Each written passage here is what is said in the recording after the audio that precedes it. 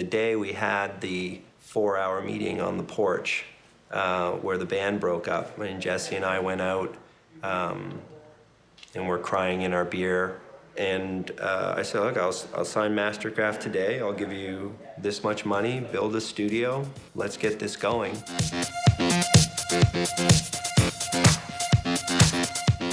I'm Jesse. And I'm Al. And we are Mastercraft. It's pretty crazy because we just finished this record like 5 days ago. In a lot of ways, this record is a concept album. We wanted to maintain our contemporary electro production, but bring in a lot of urban artists for vocals. It really sounds like nothing that has ever been made before. All I do is party.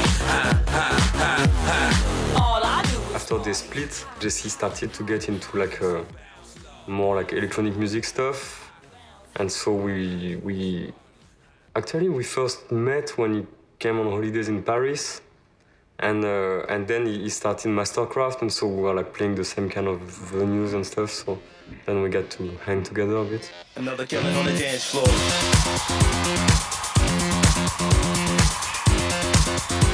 I've never stopped touring. In fact, I toured way more, drank way more, got married, made a kid, got divorced pretty much immediately.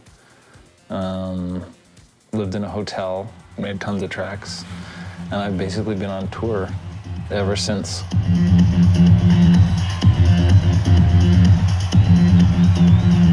Maybe that added more to the breakup sustaining itself than anything. I mean, the fact that Mastercraft went on and had some success, you know, fairly quickly after the breakup of Death from Above kind of fueled a new direction for where Jesse wanted to go. I made the exact same offer to Sebastian, but he passed.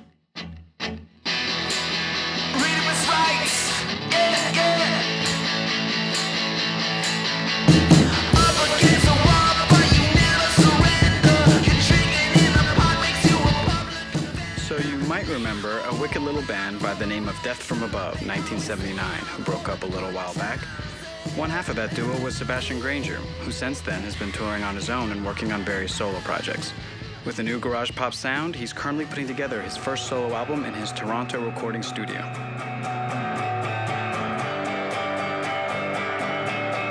It started with me writing on my own, and I had some opportunities to tour.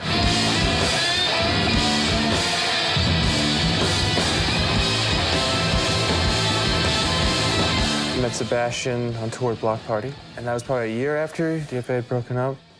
No matter how big you get, you always have to come down a bit from wherever the band is. People have to find you from the beginning. I mean, you're going to be referred to, but you don't want to sell it like that. I mean, for the rest of my life, I'll always be referred to, which is fine. I love that, but at the same time, you're not trying to shove it in everyone's face. So it has been quite a while since you broke up your previous band. I'm not going to answer why Death from Above. No. I know we're not gonna go there. Death from Above was genre-defying. This is kind of going in its own unique way as well. Do you set out to do something different, or is it just music you like playing and that's what it sounds like? The only real idea I have is to make something a little like glorious and a little triumphant. Oh, it's beautiful. Let's rub our beards. Let's rub our beards for a while and ponder.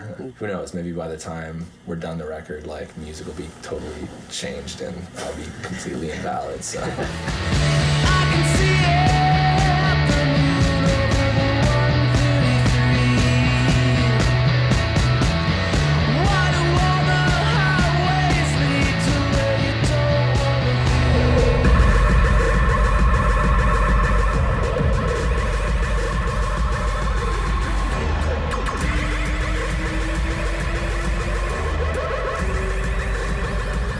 The beats? Catchy. But you won't find bulky drum sets or guitars here. Electronic dance music, or EDM as it's known, is a fresh sound.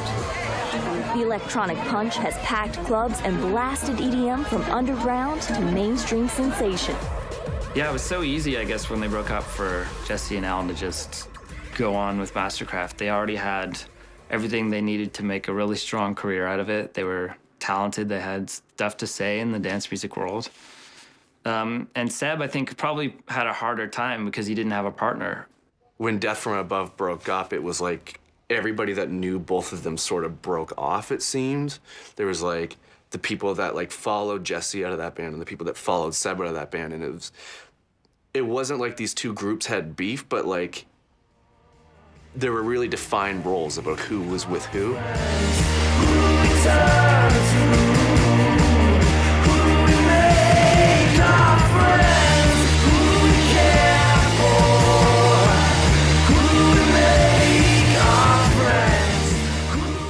Your Mastercraft, for the people who don't know you, how would you describe your sound?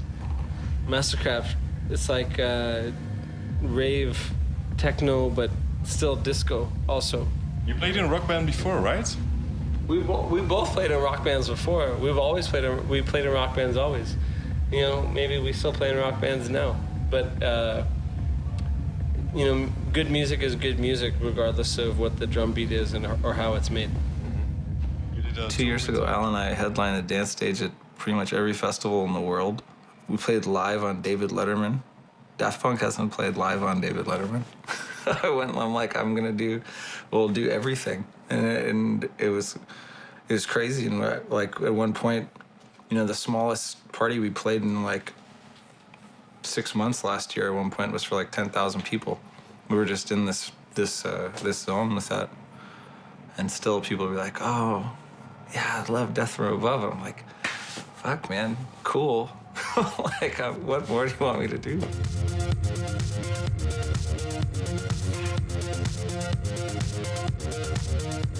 Hello, you're watching Balcony TV. This is Camden Lock. I'm Greg Barnes, and this is Sebastian Granger. How you doing? Good. What are you going to play for us today? A song.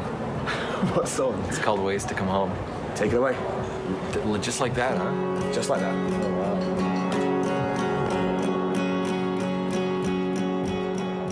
You guys don't have a secret of how to stay together as a two-piece? Yeah, we suck each other's dick.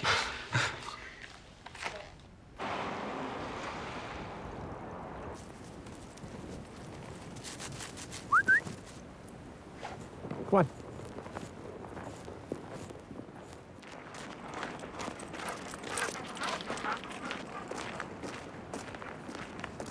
The last 5 years are the first time that I've like lived in relative comfort, bought a house, built a recording studio,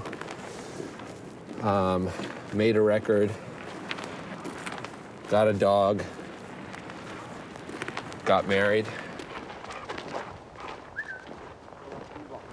At the same time, to actually get anything done creatively, you need to put yourself in uncomfortable scenarios. Really, if you're super comfortable, you can't make really exciting art or exciting music.